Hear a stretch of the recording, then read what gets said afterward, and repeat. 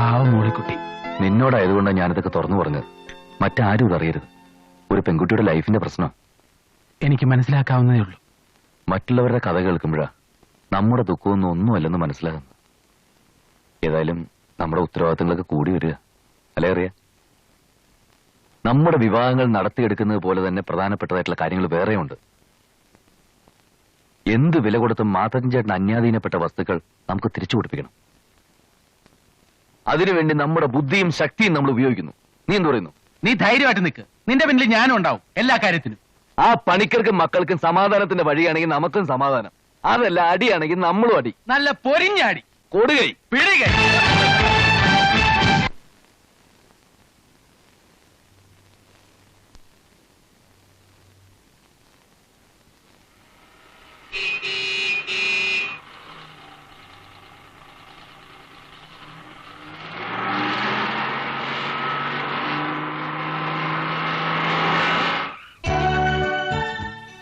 ഒരു ലിഫ്റ്റ് തരുമോ സാർ? പെട്രോളിനൊക്കെ ഇപ്പൊ പഴയതുപോലെയല്ല, ഭയങ്കര വിലയാ. ടാക്സി ചാർജ് തരാന്നുണ്ടെങ്കിൽ പറയുന്ന സ്ഥലത്ത് ഉണ്ടാക്കാം. പിന്നെ ആലീസ് ആയതുകൊണ്ട് അല്പം കൺസെഷൻ തരാം. കൺസെഷനോ കൺസിഡറേഷനോ? കൺസിഡറേഷൻ കൊണ്ടുള്ള കൺസെഷൻ.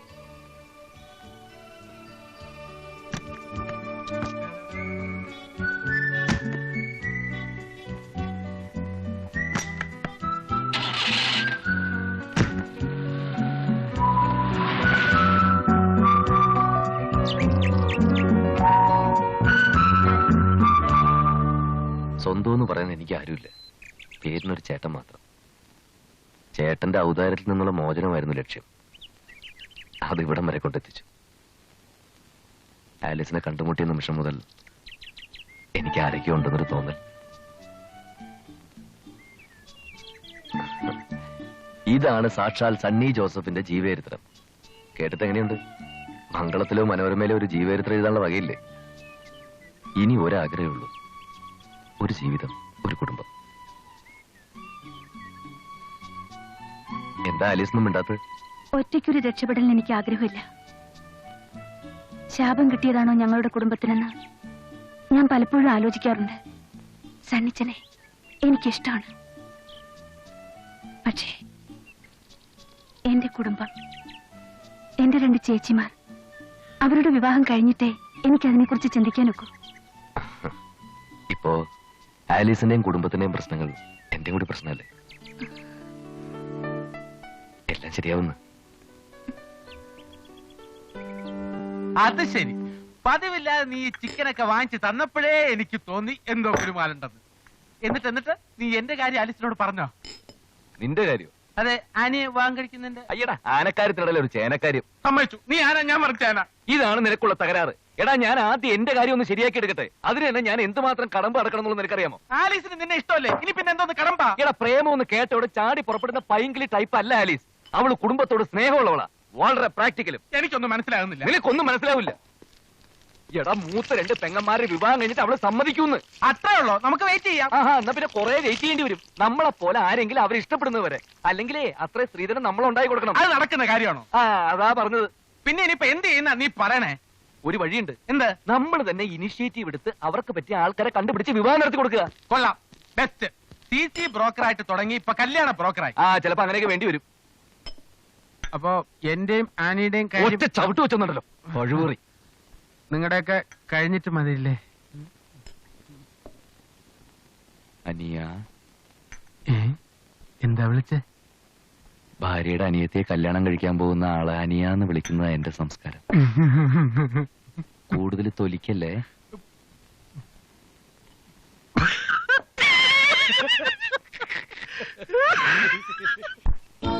28 സ്റ്റാർട്ടർ നോക്കണേ. ഉച്ച കഴിഞ്ഞ ആള് വരും.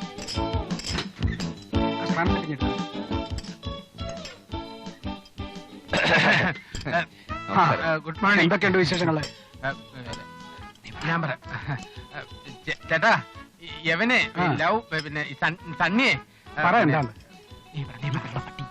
പിന്നെ ആലീസ് ഞങ്ങളുടെ ഓഫീസിലാ വർക്ക് ചെയ്യുന്നത്. അതെനിക്കറിയാം, ഞങ്ങൾക്കും അറിയാം.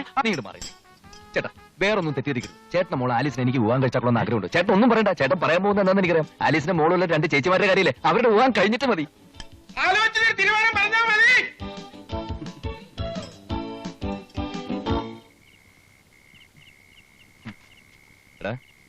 വരന്മാരെ ആവശ്യമുണ്ടെന്ന് പത്രത്തിൽ കൊടുത്താമെന്ന് നീയല്ലേ പറഞ്ഞത്? ഇതാ നോക്ക്, കൊള്ളാവുന്ന ഒരു കേസെങ്കിലും ഉണ്ടോടാ. ഓരോന്നിനും മോന്തിരിക്കുന്നുണ്ടല്ലേ. ഇതും കൊണ്ട് മാസം ചേട്ടന്റെ വീട്ടിൽ ചെന്നാലേ അങ്ങേര് നമ്മുടെ മോന്തിര ഷേപ്പ് മാറ്റും. സമ്മതിച്ചു, ഒരു കളി പാളി. അല്ല സണ്ണി, നമുക്ക് ഈ ടി വിയിൽ ചിത്രഗീതത്തിന് മുമ്പ് വരന്മാരെ ആവശ്യമുണ്ടെന്ന് പറഞ്ഞൊരു പരസ്യം കൊടുത്താലോ?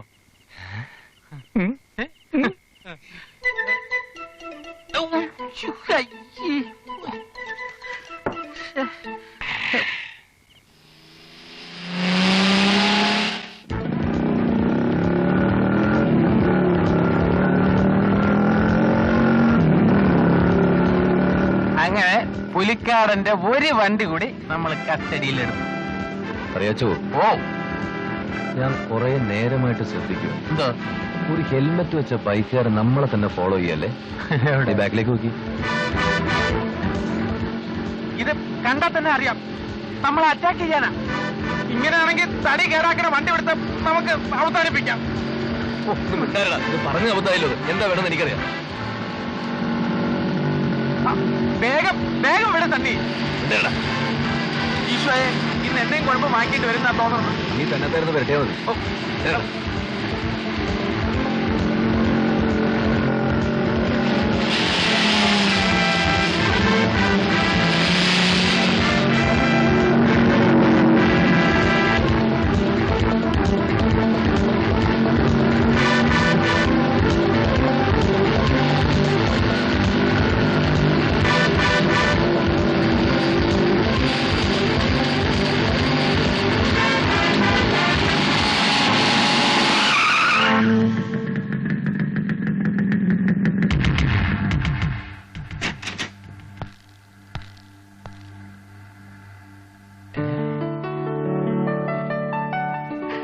എന്തുവാടാ ഇത്? എടാ വില്യംസ്, എത്ര നാളാണ് നിന്നെ കണ്ടിട്ട്? ഞാൻ ആ ജംഗ്ഷൻ മുതൽ നിന്നെ ഫോളോ ചെയ്യാ. പിന്നെ ഞങ്ങൾ വിചാരിച്ചു, അല്ല ഇതിനു മുമ്പ് വേറെ ആൾക്കാർ ചേസ് ചെയ്ത് ഇടിച്ച് ഞങ്ങളെ തിരികെ കൊടുത്തു. ചേസ് ചെയ്തപ്പോൾ ഇതാരാ കക്ഷി? എന്റെ ഫ്രണ്ടാ, കറിയാച്ചൻ. കടമറ്റത്ത് കറിയാച്ചൻ. ഹലോ. ഹലോ. കൂടുതൽ സംസാരിച്ചിരിക്കാൻ സമയമില്ല. ഇതാ എന്റെ അഡ്രസ്. വൈകുന്നേരം കൊണ്ട് ഇറങ്ങ്. ഒരുപാട് കാര്യങ്ങൾ സംസാരിക്കാനുണ്ട്. I will be expecting you today. Okay okay, bye. Bye. See. ആ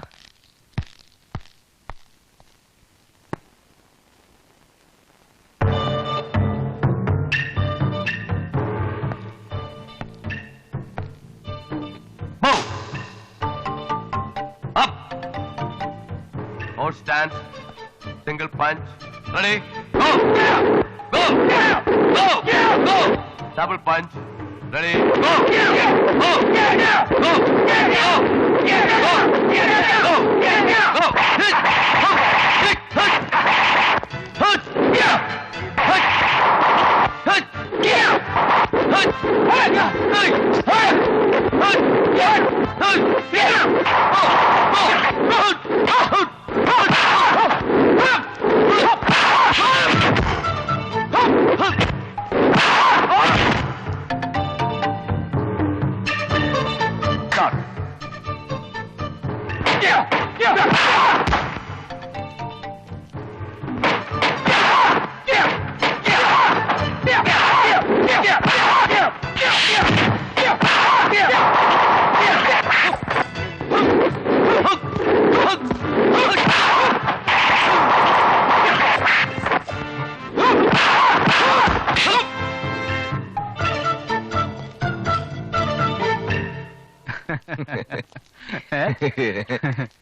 പിന്നെ എന്തൊക്കെ ഉണ്ടടാ?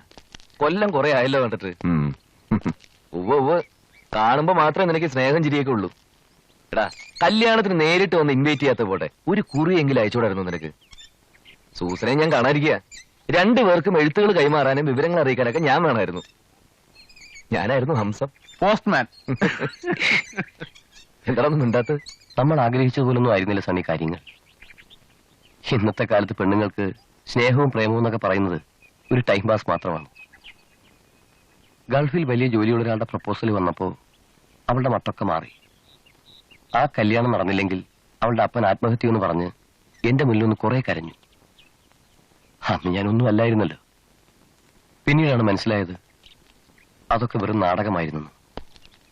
കൂടുതൽ മെറ്റീരിയൽ ബെനിഫിറ്റ് മോഹിച്ച് നടത്തിയ ഒരു ഡേർട്ടി ട്രിക്ക്. ജീവിതത്തോട് എന്നെ വല്ലാത്ത വെറുപ്പ് തോന്നി. ഇപ്പൊ ഈ ക്ലാസ്സും പിള്ളേരും ഒക്കെയാണ് എന്റെ ജീവിതം. അതൊക്കെ പോട്ടെ, ഒത്തിരി നാളായില്ലേ, നമുക്കൊന്ന് കൂടാം.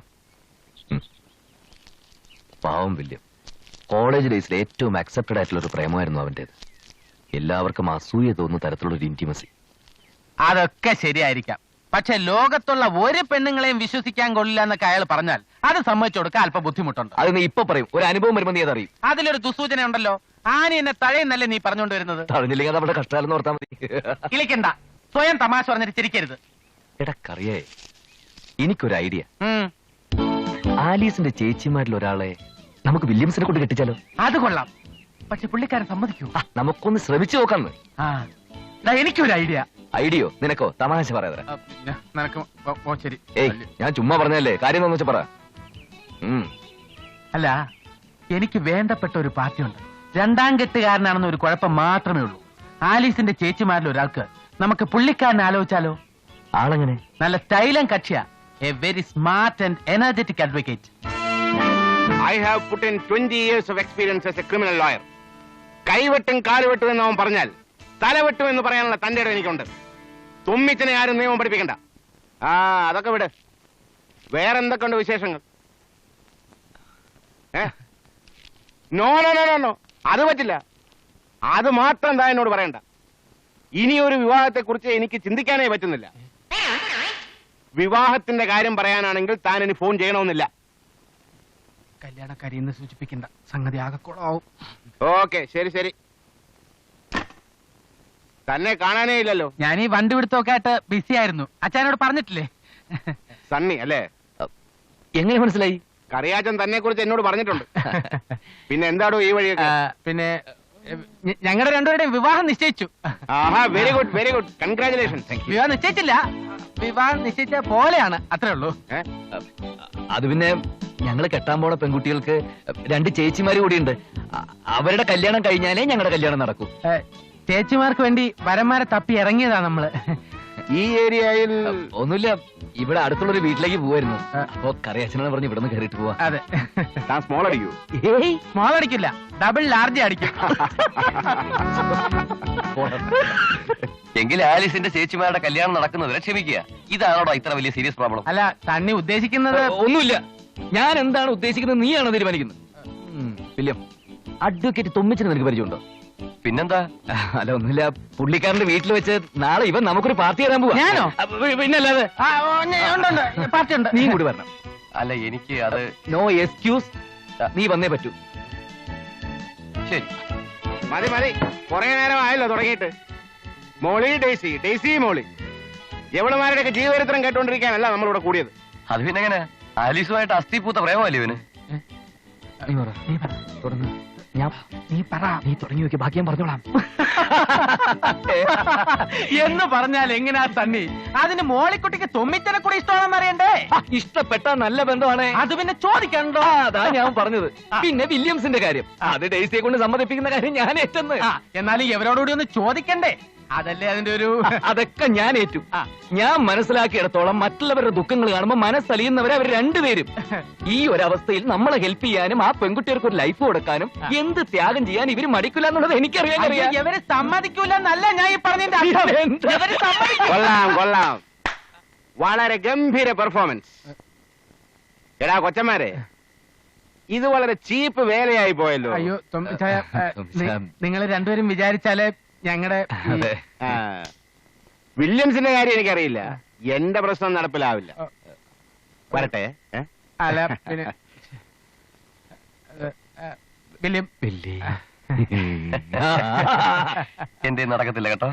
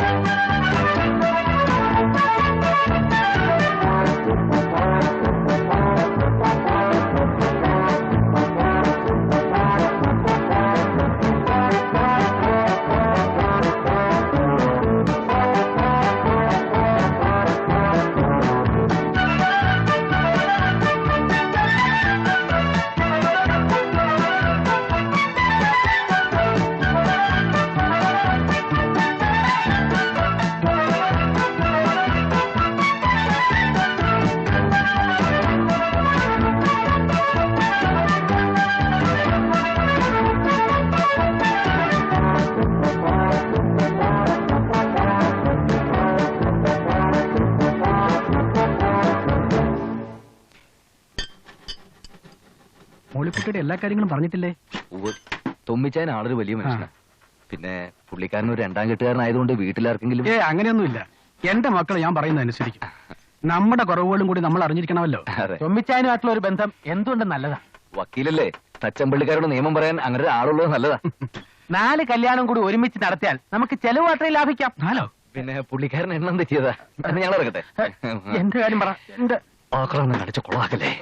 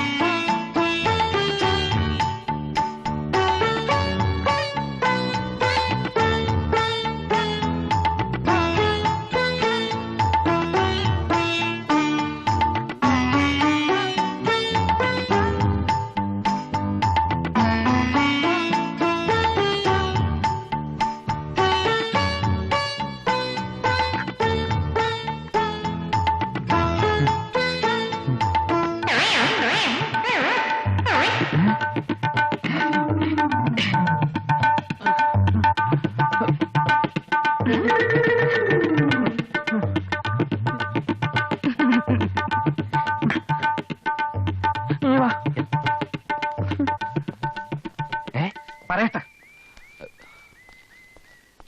അപ്പൊ നീ എന്നെ പറ്റിക്കാരനല്ലേ? എന്ത്? എന്റെ ആനയുടെ കാര്യം പറഞ്ഞിട്ടുണ്ടെന്ന് പറഞ്ഞിട്ട്? അയ്യോ, സത്യമായിട്ട് ഞാൻ പറഞ്ഞാട്ടോ. ആ കളവെ കെട്ടുന്ന കാര്യോ? പിന്നെ അന്നേ മാത്തൻ ചേട്ടൻ ഒരു കാര്യം പറഞ്ഞിട്ടുണ്ടായിരുന്നു. എന്ത്? ആനയുടെ പഠിപ്പൊക്കെ കഴിഞ്ഞിട്ട് കല്യാണത്തെ കുറിച്ച് ചിന്തിച്ചാൽ മതി. ഓഹോ, ആ. അപ്പൊ എനിക്കെല്ലാം മനസ്സിലായി. നീ ഒഴിഞ്ഞു മാറി അല്ലേ? എടാ, 20-ാം നൂറ്റാണ്ടിലെ യൂദാസിന്റെ പതിപ്പാ നീ. എടാ, ഞാൻ പറയുന്നൊന്ന് കേക്ക്. ഒന്നും പറയണ്ട. തൊമ്മിച്ചനെ തപ്പിക്കൊണ്ടുവന്ന് ഞാനാ. എന്റെ കാര്യം നടന്നില്ലെങ്കിൽ ഞാൻ തൊമ്മിച്ചനെ പിൻവലിക്കും. ഓടാ. കറിയച്ചേട്ടാ,